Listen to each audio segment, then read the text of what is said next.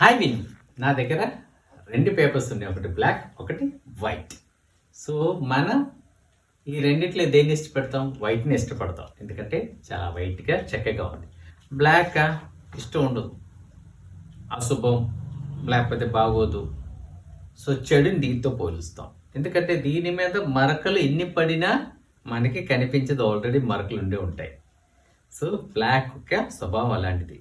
కానీ వైట్కి వచ్చినట్లయితే ఒక చిన్న మరక ఉన్నట్లయితే మీరు చూస్తున్నారు కదా, ఒక చిన్న మరక ఉన్నప్పటికి కూడా ఆ చిన్న మరకని హైలైట్ చేసి చూపిస్తూ ఉంటుంది వైట్.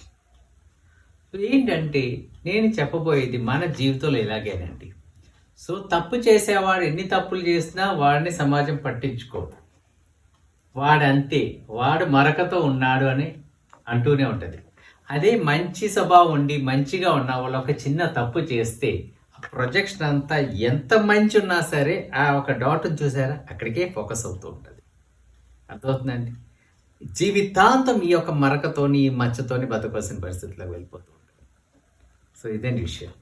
సో జీవితంలో తప్పులు ఉంటాయి, ఒప్పులు ఉంటాయి.